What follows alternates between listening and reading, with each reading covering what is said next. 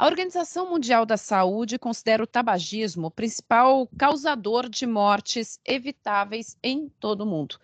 Aqui no Brasil, ele também causa mais de 200 mil mortes por ano, de acordo com dados do Instituto Nacional do Câncer.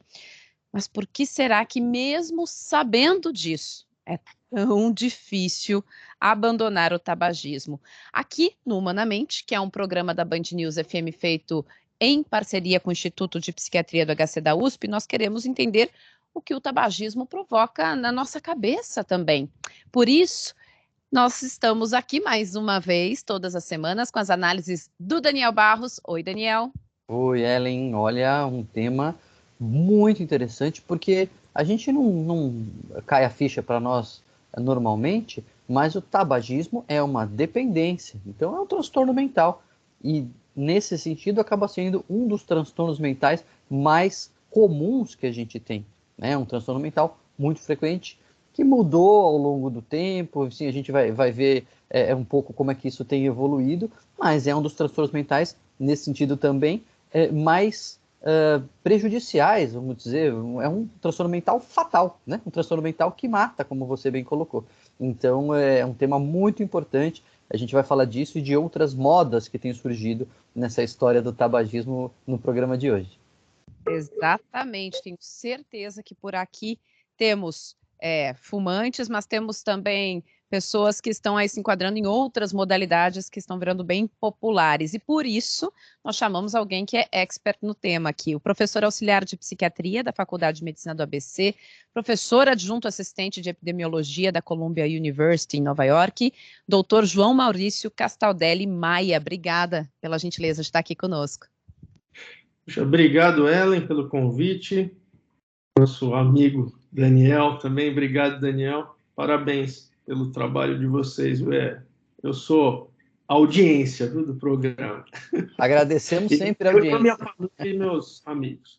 Enfim, prazer estar aqui. Falar realmente de tabagismo. A gente tem o Brasil, é um case de sucesso na questão do tabagismo, então é bom a gente falar um pouco do Brasil. É um case, esses últimos 20 anos, as 2 primeiras décadas, foram décadas muito felizes, né, assim, em termos de diminuição do tabagismo. Porém, a gente ainda tem uma porcentagem significativa, né, alta, assim, em termos de tabagistas. A gente tem algo em torno de 9, 10% da população adulta. Então, ainda é um problemaço. São milhões de pessoas, então. Ainda são. Então, assim, é um case de sucesso, mas em andamento, né? Assim, não é nós estamos ainda, a gente está distante acho que do sucesso, né? Sucesso a gente já tem, mas um sucesso pleno, digamos assim, né? E a gente tem desafios muito grandes aparecendo, que eu acho que se relacionam fortemente à questão do cigarro eletrônico, né? E de todos esses dispositivos eletrônicos que mudaram um pouco aí digamos, o landscape da epidemia, né? De tabagismo, né? Então, eu tenho certeza que a gente vai falar um pouco de tudo isso, mas só, assim, né, pontuando uma coisa que o Daniel falou, é um transtorno mental, né, que mata, né? Ele muda até um pouco o paradigma da discussão de saúde mental, porque a gente fala muito de mortalidade quando a gente está falando de tabagismo. Então, eu acho esse ponto bem importante. E João, só para o ouvinte estar na mesma página aqui que a gente, é um transtorno mental mesmo, né? Um transtorno mental porque é uma dependência, como uma dependência química de outras drogas. Do ponto de vista médico, dá um pouco para nós assim, um panorama do que é o tabagismo. Com certeza, é isso mesmo, é um transtorno mental, é uma dependência química, né, Daniel? Então, assim, a gente tem, entre as substâncias,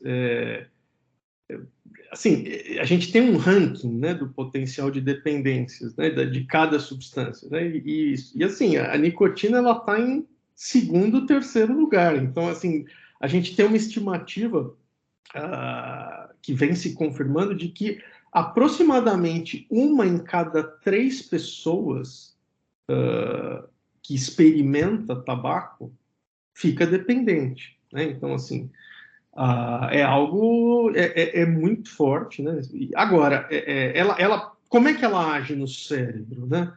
Ela age da mesma maneira que as outras drogas. Ela ativa o sistema de recompensa cerebral, que é um sistema relacionado ao prazer, né? Então, a liberação de endorfinas endógenas, né? De opioides endógenos, né? Desculpa, que a gente chama de endorfina, né? Então, né, alguns deles, né? Tem outros nomes, mas vários opioides endógenos, e a nicotina, cada droga ativa esse sistema de uma maneira.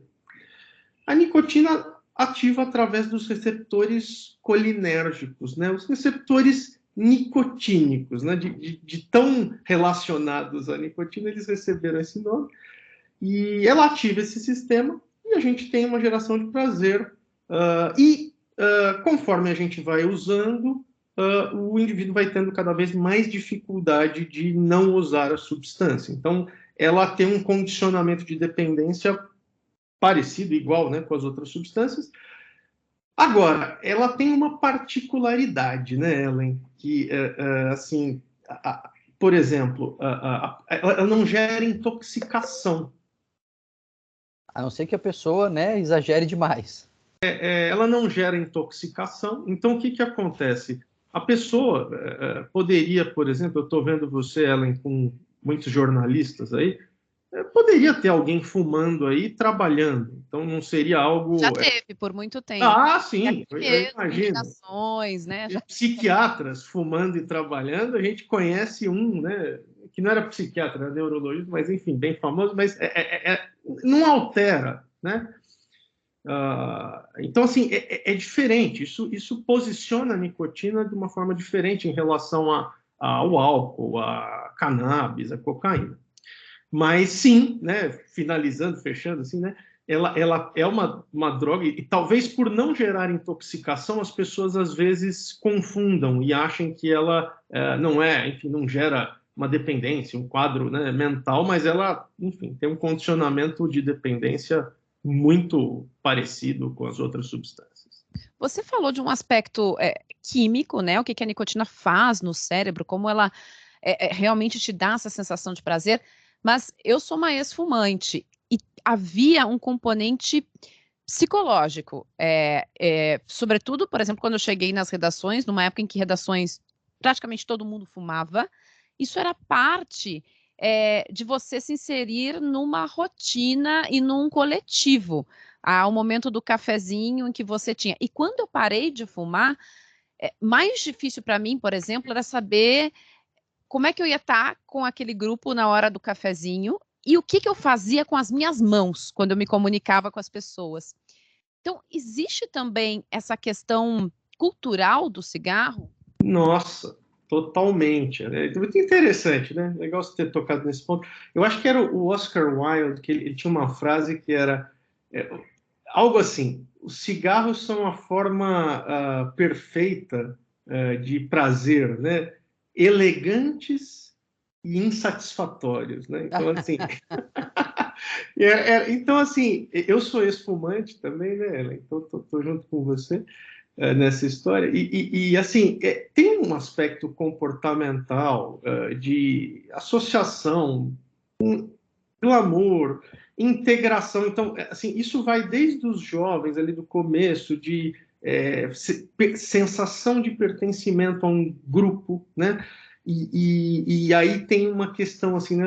A gente pensar no século passado, que foi o século do tabaco, é um aumento assim exponencial em algum momento, ali na década de 20, 30, e que vai se associando fortemente com a presença do tabaco no cinema, né? E com o próprio desenvolvimento da propaganda. Eu estava recentemente falando com uma publicitária e ela falou, não, é interessante ver como o meio publicitário ele se desenvolveu com produtos como o tabaco, os carros. Então, assim, tem alguns produtos que são chave para o desenvolvimento da publicidade. Então, assim, ele vai se imbricando ali e se associando com comportamentos e as pessoas vão fumando para fazer parte e de uma forma inocente, né? Então, a gente tem toda a primeira fase do século passado em que, até mais ou menos a 1965, a gente fala, as pessoas fumavam sem ter qualquer noção de malefício. Então, enfim, o ato de... Tinha propagandas que eram feitas por médicos, né? Eu lembro de ter cartazes antigos, assim, mais médicos fumam Camel, era uma coisa assim. Não tinha uma associação do mal-estar, que aliás é um outro capítulo, do mal-estar não, né? Do malefício, que é um outro grande capítulo, eu acho, de como a indústria manipulou dados, né? E contratou cientistas para convencer de que estava tudo bem. Mas esse é um outro aspecto que eu acho que junta com essa parte comportamental que a Ellen estava dizendo, né? E o cigarro, como você disse, tem uma característica, né, João, que não só ele não deixa a pessoa intoxicada e a pessoa pode continuar fumando e trabalhando. Eu poderia pensar, um motorista fumando e trabalhando, ele não perde a perícia ali de dirigir. Mas ele tem essa característica que torna bem difícil o controle, que é ser lícito, né? Que é ser legal. Não estou eu dizendo que tem que ser proibido o cigarro, jamais. Daniel deixou aqui uma questão muito importante. A gente passou por uma mudança cultural no nosso olhar para o cigarro. Isso fez com que a gente conseguisse, de forma bem sucedida, também tratar esse vício, João? Fez. Eu acho que, assim, né, se a gente pegar 1965 foi um ano chave para o tabagismo, porque, olha só em 65 que a gente tem o primeiro relatório de peso médico falando mal do cigarro. E precisou que viesse que eles chamam médico-chefe lá do exército americano, né? Porque eles cirurgião-chefe, né? Surgeon General, né? Surgeon General, cirurgião geral dos Estados Unidos. Isso, existe ainda esse cargo até hoje, mas eles emitem relatórios muito interessantes de saúde, né? O que é saudável, o que não é, enfim, né? E são relatórios ali que tem de ano em ano, assim, e aquele relatório, aquele ano, a gente vivia uma época muito mais militarizada, né? Enfim, agora a coisa está mudando um pouco, mas naquela época era bem militarizada, então esse relatório tinha um peso muito importante, e aí eles fazem um relatório só sobre o tabaco, que faz, né, apontando que faz mal. E a partir dali a gente tem uma mudança, vai tendo uma mudança em relação à aceitação do tabaco, enfim.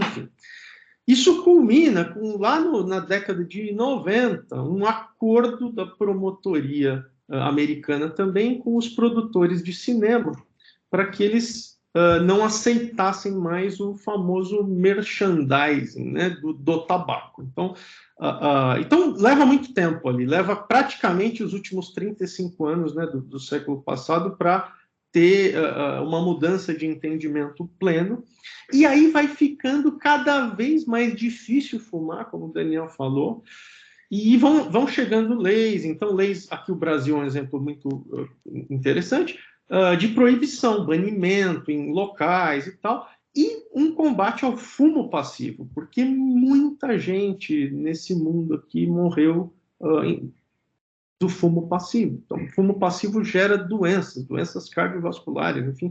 Então, assim, então isso vai tendo uma mudança, e a gente chega, né, nesse século já em que fumar é mal visto, né? A gente já está vivendo isso.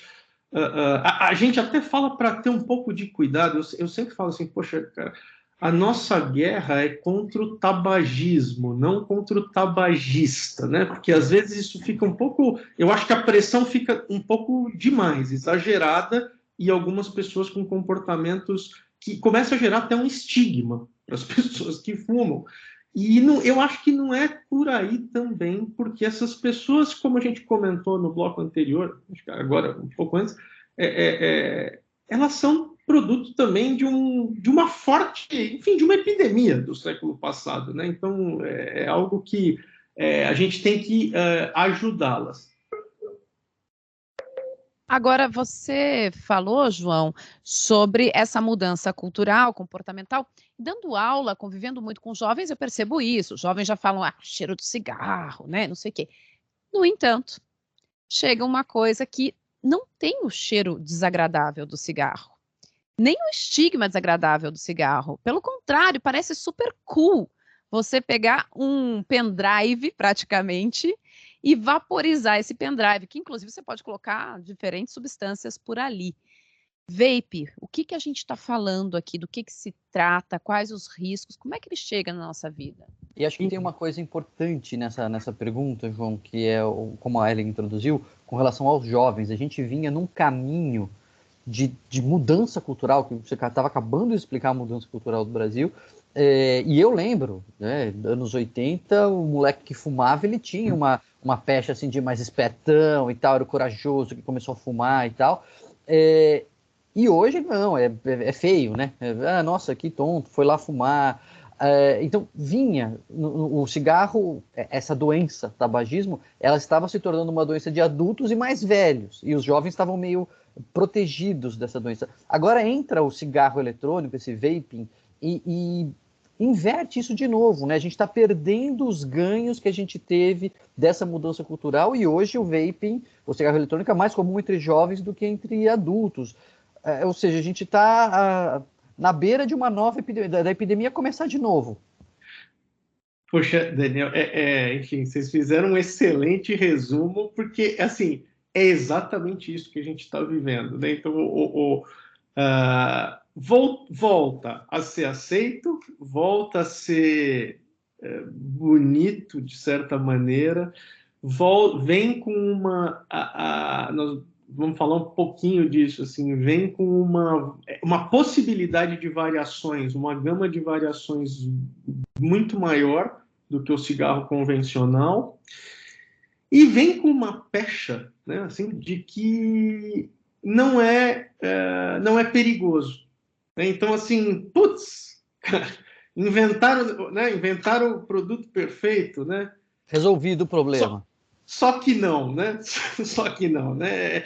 Se tivessem inventado, pô, que legal, o fato de aspirar fumaça pela boca e soltar, enfim, né? Sei lá, nada enfim, não tem nada contra isso, nada. A gente tem vários hábitos aí, né, que fazemos e nada de mal. Mas o problema é que, enfim, o que a gente tem? A gente tem um produto que com certeza causa malefício, isso já é certeza, né, que ele causa malefício à saúde,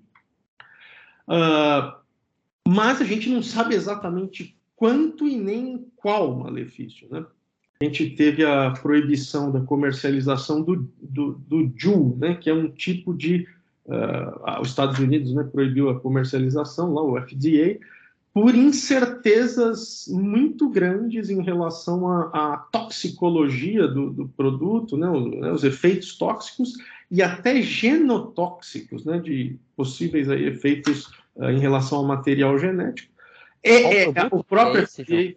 Oi? Qual produto que é esse que foi proibido? O Juul é o mais popular dos vapes, né? Isso. Ele é o mais... se eu não me engano, é o mais popular atualmente nos Estados Unidos. Bom, vamos falar um pouquinho dos cigarros eletrônicos. A gente tem 4... que eu sou meio cringe, entendeu? Então eu não sou jovem, então eu preciso que você me explique. Certo. A gente tem 4 gerações de cigarros eletrônicos, né? A primeira era um que era muito parecido com o cigarro manufaturado, era feito para parecer assim, né? O cigarro manufaturado, e ele tinha pouquíssima variação. Depois a gente passa para um segundo, que ele já é transparente, colorido, com um reservatório maior, em que as pessoas conseguem mexer mais na quantidade de líquido, né, digamos assim. A terceira geração, ela já continua sendo colorida e tal, mas a pessoa consegue mexer no atomizador né, na potência, né, do cigarro eletrônico e também nos juices, assim. E a quarta geração, ela é uma geração que diminui, ela é muito mais segura em termos do produto, tá? Não de mortalidade. Ele é um produto que usa aquele risco de explosões que a gente teve com alguns cigarros eletrônicos, eles diminuem isso, né? Mas cada vez eles vão colocando mais nicotina dentro do suco, né, do juice, né, cada vez mais.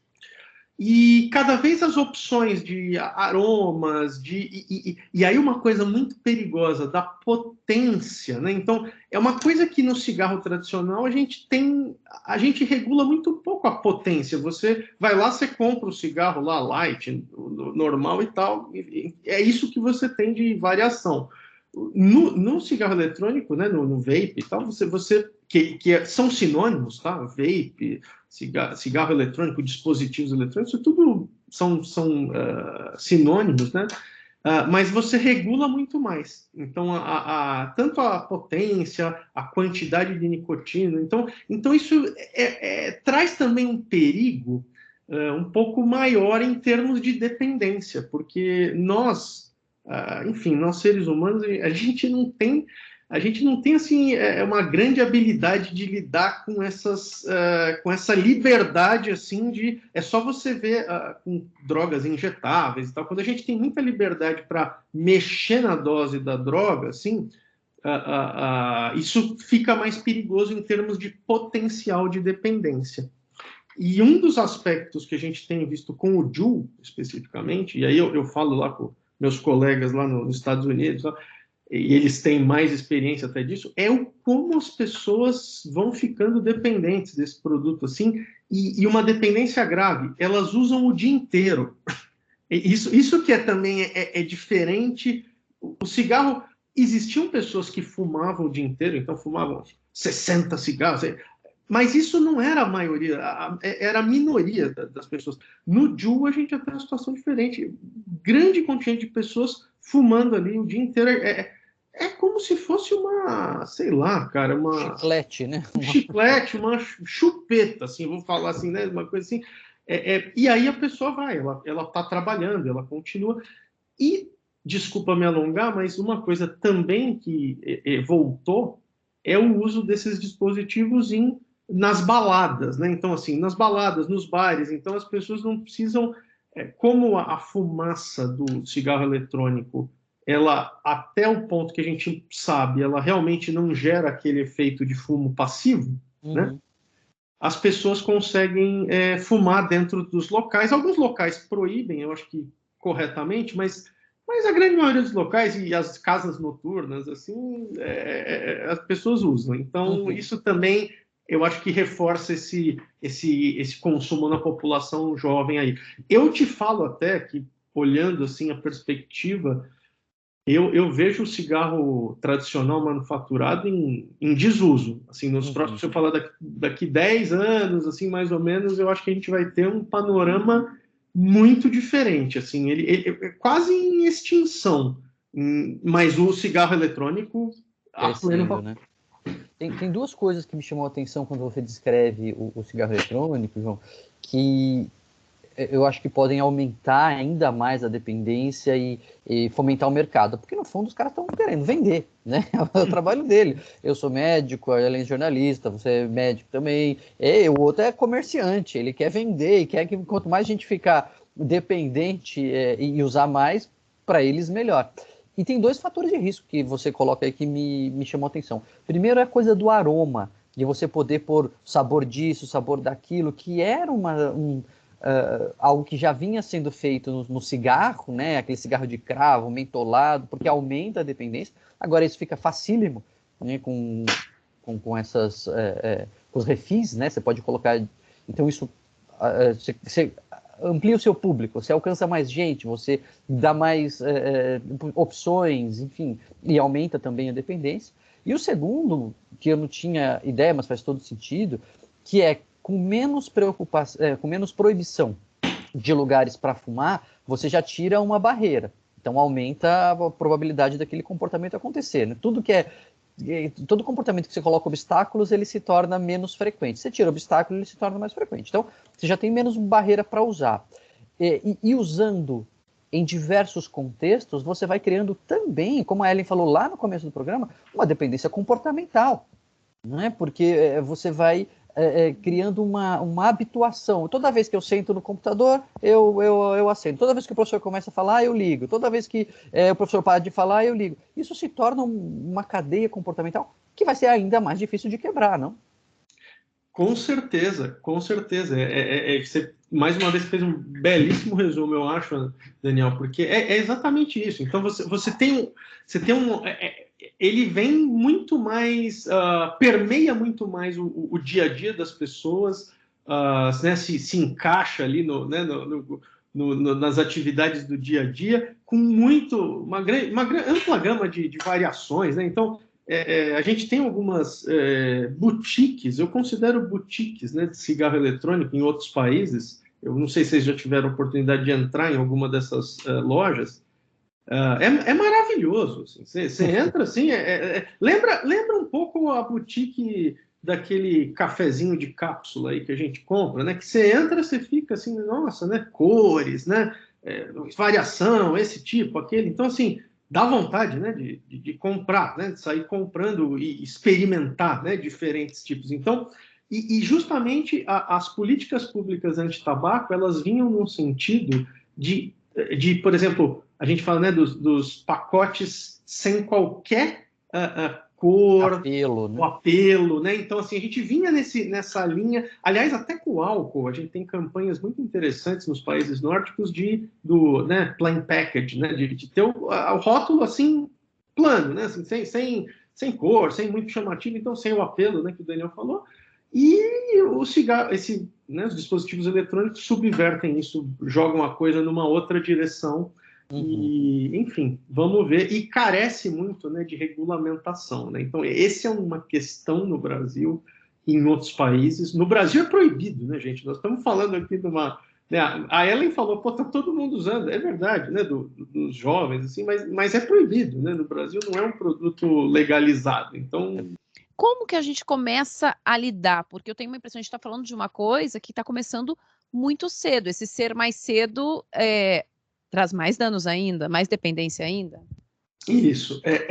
Então, assim, a gente tem tem que pensar muito em campanhas preventivas, né? Isso aqui eu acho que é fundamental no público escolar, tá?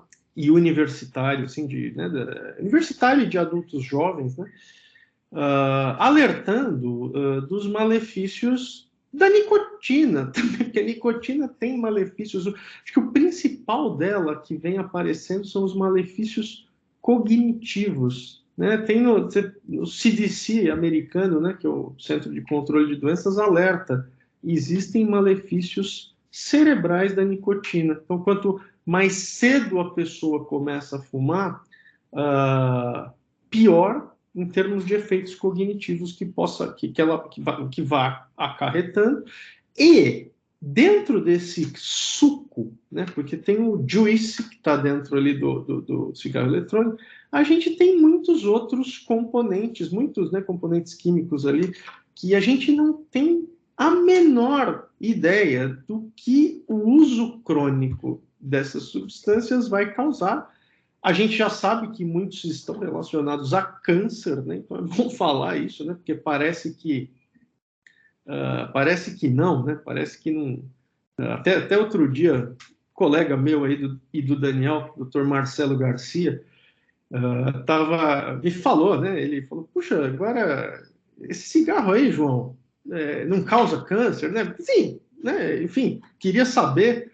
E eu falei: não, cara, não, assim, ele possivelmente cause menos câncer, porque cigarro convencional tinha 9.000 substâncias, mas, assim, com certeza ele causa câncer também, né? E a gente tem tratamento, né, para parar de fumar. É importante falar porque o cigarro eletrônico ele é utilizado muitas vezes, aí falando um pouco dos adultos, para parar de fumar. Né? E aí tem ensaios clínicos aí estudando essa questão, Mas o que a gente vê é que muitas pessoas migram para o cigarro eletrônico e estacionam lá. Uhum. E isso é um problema, né? Um problema que, enfim, estava até discutindo com outros colegas recentemente, porque parece que estaciona e não sai mais. Pô, a gente tem o tratamento, a gente tem tratamentos aí farmacológicos e de psicoterapia para que a pessoa pare totalmente de fumar. Então, eu acho que, né, Ellen, respondendo assim, campanha preventiva alertando a população que não é uma brincadeirinha, que é um produto que tem risco, que gera, em termos de potencial de dependência, a gente tem nos Estados Unidos hoje mais de 10% da população de estudantes do high school, lá do ensino médio, que seria aqui no Brasil, que fumam cigarro eletrônico diariamente. Isso é maior do que a gente tinha para cigarros manufaturados. Então, assim, o risco de dependência claramente vai aparecendo como um risco de dependência maior. Então, isso precisa ser alertado para os jovens. E a população adulta precisa ser alertada que não é a melhor, né, maneira, com certeza, de parar de fumar e que existe tratamento para parar de fumar totalmente. A gente não precisa desse passo intermediário, né? Não sei por que a gente, né? A gente está criando um passo intermediário que é difícil de sair. Mas me parece que é muito mais também uma estratégia do próprio mercado do cigarro eletrônico, né? Olha, a gente é mais bonzinho, a gente é mais socialmente aceitável, a gente é um caminho para quem quer parar de fumar, vem até aqui. Aí você vem e para ali e continua dando lucro para a indústria ali do tabaco. Eu tenho essa sensação, João, que a gente está atrasado, né? Assim, a gente estava lá falando de cigarro e tal, e o cigarro eletrônico aproveitou que a gente estava desatento, prestando atenção no cigarro convencional, e foram dominando isso com essa lógica de, olha, é uma estratégia menos prejudicial, não faz tão mal assim, até porque tem menos dado, então eles aproveitam dessa brecha, tem menos dados ainda médicos, porque é um negócio novo, embora já tenha começando a aparecer dados aí, não só de dependência, como também de prejuízo para a saúde. Acho que no final das contas vai ser muito parecido com o cigarro, né? Mesmo em termos de risco cardiovascular, de câncer, a coisa não vai bem. Só que ainda não tem tantos dados assim, eles aproveitam essa brecha. Então me parece que tem que ser aquela estratégia que a gente vê na política, né? Que eles colam em determinados candidatos alguma etiqueta, assim, né? Alguma pecha, fica com esse aqui ele é mau administrador, esse aqui é bandido, esse aqui é corrupto, esse aqui é privatizador. Então a gente tem que fazer uma campanha para falar assim, cigarro eletrônico é cigarro. Porque o cigarro já é mal visto. Então, a gente nem precisa gastar tempo falando que o cigarro é ruim. É só lembrar que cigarro eletrônico é cigarro, né? Já está feito, meio feito o trabalho. Isso que você falou é tão razão, Daniel, que tem um outro produto que é o IQOS. O IQOS é tabaco aquecido. E assim, é outro produto de amplo sucesso em que você vaporiza o tabaco, então você não tem a combustão. Tá? Só isso, você não tem a combustão. É tabaco também. O IQOS é de uma indústria de tabaco bem conhecida, que né, todos nós conhecemos, e ele é um produto que ele é circulado como tem uma redução de danos, porque quando você tem a combustão do tabaco, né, você tem 9.000 substâncias. Sem a combustão, são só 4.000. Então ele é de vaca, é uma redução. Fica difícil se falar, não, óbvio, né? 4.000 é melhor que 9.000. Tudo bem, ok, mas são 4.000 ainda, né? A gente não sabe nem se faz diferença, né? Se essas 4.000 a menos fazem diferença ou não, quer dizer. Isso. E isso que eu estava conversando com o Marcelo outro dia, assim, né? Que Marcelo Garcia, são 4.000, cara. Então, assim, meu Deus, né? A gente, por que não zerar? Né? Então, assim, o que você falou, assim, eles aproveitaram, talvez, um momento, assim, que estava todo mundo, assim, tranquilo, calmo, assim, com foco em outras coisas. Uhum. E a coisa foi subindo e crescendo enfim, tá na hora, né? Tá na hora de associar cigarro eletrônico a cigarro, né? Dispositivos a cigarro. É perfeita a tua sugestão. Eu só não quero terminar nosso programa aqui sem dar uma ajuda para quem está nos ouvindo e que tem interesse em parar de fumar. Você disse, tem tratamento. Esse tratamento, ele tem que ser feito com quem? Que tipo de ajuda essa pessoa pode procurar? Olha, Ellen, Brasil é um case de sucesso, né? Ganhou até um prêmio da Bloomberg em 2017, foi, num congresso lá mundial de tabagismo, por ser um país que diminuiu muito o tabagismo e ofertou muito tratamento. O Brasil oferta muito tratamento, é uma coisa muito bonita que a gente tem, enfim, iniciado aí na primeira década desse século, aí, anos 2000 e seguindo. Então, nas unidades básicas de saúde, a gente tem tratamento de tabagismo implementado. É fácil de ter acesso no... Olha, vou te falar aqui no Brasil todo, óbvio que a gente tem exceções, mas ele é bem capilarizado, o programa, e vem passando, né, de governo a governo, ele vem se mantendo, o que é legal, né, quando a gente tem alguma coisa que passa, assim, porque às vezes a gente tem mudanças, nesse caso, não. E aí, a gente tem sempre, né, o tratamento, como é que ele é feito? Ele é feito com medicações, né, que tratam mais aquele componente neurobiológico, orgânico da dependência, que é o que a gente comentou um pouco aqui no começo do programa, a questão cerebral, né, porque quando a pessoa para de fumar, ela vai ter abstinência, vai ter aqueles sintomas de abstinência incômodos, que são o que mais fazem a pessoa recair: insônia, irritabilidade, sintomas depressivos fortes, aumento do apetite, muito importante, enfim, para algumas pessoas que às vezes já vêm lutando com esse problema. Então, a medicação vai ajudar muito nesse aspecto, para aliviar essa abstinência, né? Então, é fundamental. E é gratuita, né? A pessoa pode procurar o tratamento gratuito. O outro componente é o componente comportamental social, que a gente também tocou aqui no programa, ela lembrou muito, e que é tratado através da psicoterapia de base motivacional e cognitivo-comportamental. Então, o INCA, né, e o Ministério da Saúde, eles desenvolveram aí um protocolo para que os profissionais da saúde do Brasil inteiro, aí das unidades básicas, ofertassem esse tratamento também de psicoterapia de suporte, que a gente fala para a pessoa parar. Perfeito, bom saber, e o ouvinte que quiser saber e que quiser compartilhar também, faz assim. Esse programa aqui fica disponível nos tocadores de podcast, qualquer um deles, você pode ouvir mais uma vez, pode compartilhar com quem você quer dar uma forcinha aí, pode assistir também no canal da Band News FM no YouTube, youtube.com/rádio Band News FM, com imagens. Estamos lá para você rever este programa, que hoje contou aqui com a ajuda preciosa do professor auxiliar de psiquiatria da Faculdade de Medicina do ABC, professor adjunto, assistente de epidemiologia da Columbia University, o Dr. João Maurício Castaldelli Maia. Obrigada, João. Obrigado a vocês pela oportunidade e parabéns pelo maravilhoso programa que vocês fazem. É um programa gostoso, assim, né, de ouvir. E, enfim, isso aqui também faz, né, eu acho que o sucesso. E é isso. Grande abraço. Daniel, obrigado, viu? Nos vemos aí. Nos vemos pelos corredores. Obrigado, João. Foi um excelente papo também, que seja gostoso de ouvir, porque é gostoso de fazer também, né? A gente curte aqui bater esse papo, por isso que semana que vem tem mais, né, Ellen? Exatamente. Fica sintonizada aqui na Band News FM, que semana que vem a gente tem um novo encontro.